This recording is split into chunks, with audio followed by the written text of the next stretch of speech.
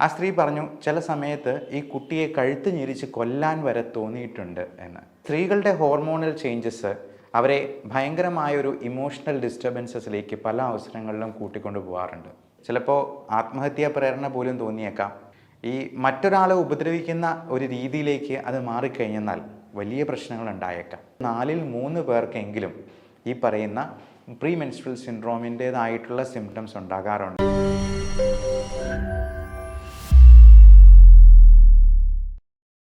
Menstrual syndrome പീരിയഡ്സിന് മുമ്പ്, ചിലപ്പോൾ ഒരാഴ്ച മുമ്പായിരിക്കാം, ചിലപ്പോൾ 10 ദിവസം മുന്നേ തന്നെ അകാരണമായ ദേഷ്യം, എന്ത് ചെറിയ കാര്യങ്ങളാണെങ്കിലും മൂഡ് സ്വിങ്സ് ഉണ്ടാക്കുക, അലോസരപ്പെടുത്തുക. എൻ്റെ അടുത്ത് 2 ദിവസം മുൻപ് ഒരു പേഷ്യൻ്റ് പറഞ്ഞൊരു കാര്യമാണ്. ചെറിയൊരു കുട്ടിയുണ്ട്, 3 വയസ്സുള്ള ഒരു ആൺകുട്ടി. അവൻ്റെ വികൃതികളൊക്കെ കാണുമ്പോൾ സാധാരണഗതിയിൽ ഒരമ്മ അത് എങ്ങനെയാണ് പ്രതികരിക്കുക? എന്നാൽ പീരിയഡ്സിന് മുമ്പായിട്ട് ഭയങ്കരമായ ദേഷ്യവും അകാരണമായിട്ടുള്ള ഇറിറ്റേഷനും തോന്നുന്ന മൂലം ഈ കുഞ്ഞിനെ ഉപദ്രവിക്കുമോ എന്ന് പോലും ഈ അമ്മയ്ക്ക് ഭയം തോന്നി തുടങ്ങുന്നൊരവസ്ഥ.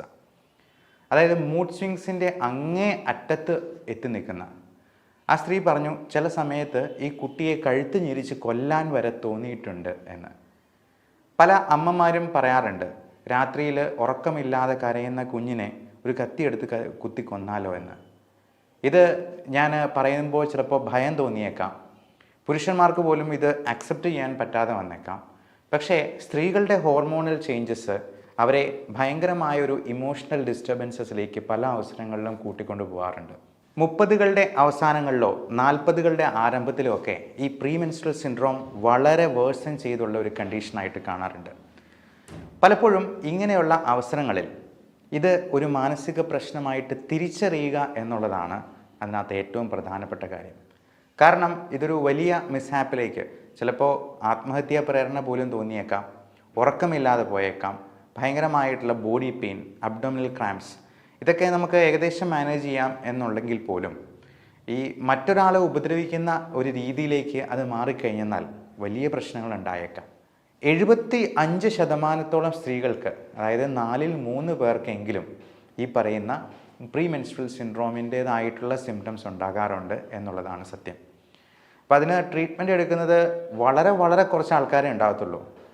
പീരിയഡ്സ് എടുക്കുമ്പോഴത്തേക്കും എന്തിനാണെന്നറിയത്തില്ല, അറിയാതെ ഒരു സങ്കടം, അകാരണമായിട്ടുള്ളൊരു സങ്കടം, ഹസ്ബൻഡിനോട് ദേഷ്യപ്പെടുക, വീട്ടിലുള്ള മറ്റുള്ളവരോടും ഭയങ്കരമായിട്ടുള്ള ദേഷ്യം ഉണ്ടാവുക, മുഖത്തും കുരുക്കളും പ്രശ്നങ്ങളൊക്കെ ഉണ്ടാകുന്നതുകൊണ്ട് മുഖത്തിൻ്റെ ആ ഒരു വികൃത രൂപത്തിലേക്ക് മാറുന്നു എന്നുള്ളൊരു ഭയം ഉണ്ടാവുക.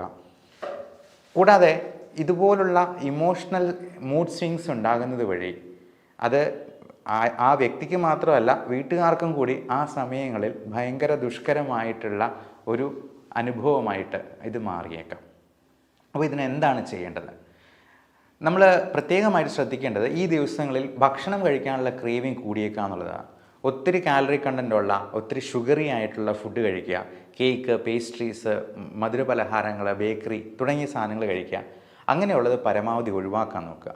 നന്നായിട്ട് വെള്ളം കുടിക്കുക, നല്ല വൈറ്റമിൻ സമ്പുഷ്ടമായിട്ടുള്ള ആഹാരം കഴിക്കാൻ ശ്രമിക്കുക. എന്തെങ്കിലും മരുന്ന് കഴിക്കുന്നവരാണെങ്കിൽ ആ മരുന്നുകൾ കൃത്യമായിട്ട് കഴിക്കുന്നുണ്ട് എന്നുള്ളത് ഉറപ്പ് വരുത്തുക. പ്രത്യേകിച്ചും തൈറോയിഡിൻ്റെ കണ്ടീഷൻസും ഒക്കെ ഇതിൻ്റെ കൂടെ കോഎക്സിസ്റ്റ് ചെയ്യുന്നവരാണെന്നുണ്ടെങ്കിൽ കൃത്യമായിട്ട് ആ മരുന്നുകൾ കഴിക്കണം എന്നുള്ളത് ഉറപ്പ് വരുത്തുക. അടുത്ത കാര്യം, നമുക്ക് ഉറക്കമില്ലായ്മയോ അത് ഭയങ്കരമായിട്ടുള്ളൊരു മൂഡ് സ്വിങ്ങിലോട്ടോ മാറുന്നു എന്ന് തോന്നിയെന്നാൽ അത് സ്വയം തിരിച്ചറിഞ്ഞ് അതിന് വേണ്ട ഒരു സ്പെഷ്യലിസ്റ്റിൻ്റെ അടുത്ത് പോയി അതിന് വേണ്ട ട്രീറ്റ്മെൻറ്റ് എടുക്കുക.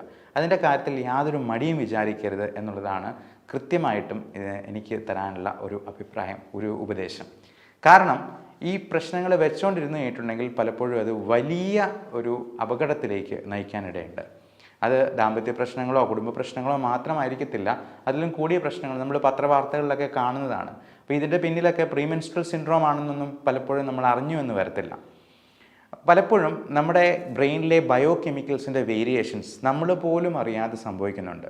ഇപ്പോൾ ഹാപ്പി ഹോർമോൺസ് എന്ന് പറയുന്ന സെറോട്ടോണിൻ, ഡോപ്പമിൻ, സൈറ്റോക്കിൻ, എൻഡോർഫിൻ തുടങ്ങിയ ഹോർമോൺസൊക്കെ നമ്മുടെ എക്സസൈസുമായിട്ടും ഡയറ്റുമായിട്ടൊക്കെ ബന്ധപ്പെട്ടിരിക്കുന്നു എന്ന് പറഞ്ഞാൽ പോലും ഇതിൻ്റെ വേരിയേഷൻസ് നമുക്ക് അളന്ന് തിട്ടപ്പെടുത്താനാവുന്നതല്ല. അതുകൊണ്ട് തന്നെ ഇതിൻ്റെ ഏറ്റക്കുറച്ചിലുകൾ പരിഹരിക്കാൻ നമ്മുടെ ഒരു പനി വരുമ്പോൾ പാരസറ്റമോൾ ഗുളിക കഴിക്കുന്നത് പോലെ ചില മരുന്നുകൾ അത്യാവശ്യമായിട്ട് വരും. അത് പലപ്പോഴും SSRI ഗ്രൂപ്പിലുള്ള സെലക്റ്റീവ് സെറോട്ടോണിൻ റീഅപ്ടേക്ക് ഇൻഹിബിറ്റേഴ്സ് തുടങ്ങിയ മരുന്നുകൾക്കൊക്കെ വളരെ അത്ഭുതകരമായിട്ടുള്ള ശക്തിയുണ്ട്. ഇപ്പം നമ്മുടെ തന്നെ പരിചയക്കാരും ബന്ധുക്കളും സുഹൃത്തുക്കളും ഒക്കെ ആയിട്ടുള്ള സ്ത്രീകൾക്കും വ്യക്തികൾക്കുമൊക്കെ നമ്മൾ ഈ മരുന്ന് കൊടുക്കുമ്പോഴത്തേക്കും അവരുടെ റിസൾട്ട് തന്നെ നമ്മളോട് വന്ന് ഷെയർ ചെയ്യാറുണ്ട്. ഇതിന് വളരെ അത്ഭുതകരമായിട്ടുള്ള മാറ്റം ഉണ്ടാക്കാനും ഈ ദിവസങ്ങളെ നല്ല രീതിയിൽ പ്രതിരോധിക്കാനുമായിട്ട് സ്ത്രീകളെ ശക്തിപ്പെടുത്തുന്നതാണ്. അത് അത്യാവശ്യമുണ്ടെങ്കിൽ നിങ്ങളുടെ ഡോക്ടറോട് കൺസൾട്ട് ചെയ്ത് അതെടുക്കുക തന്നെ ചെയ്യുക എന്നുള്ളതാണ്. നമ്മുടെ രാജ്യത്ത് മാത്രമേ ഈ സൈക്കോളജിക്കൽ പ്രോബ്ലംസിന് ഇത്രയും സ്റ്റിഗ്മ നിലനിൽക്കുന്നുള്ളൂ. വിദേശങ്ങളിലൊക്കെ എല്ലാ കോർപ്പറേറ്റ് കമ്പനികളിലും എല്ലാ സ്കൂളുകളിലും ഒരു സൈക്കോളജിസ്റ്റ് വേണം എന്നുള്ളത് വളരെ നിർബന്ധമായിട്ട് അവരുടെ മാനദണ്ഡമാണ്.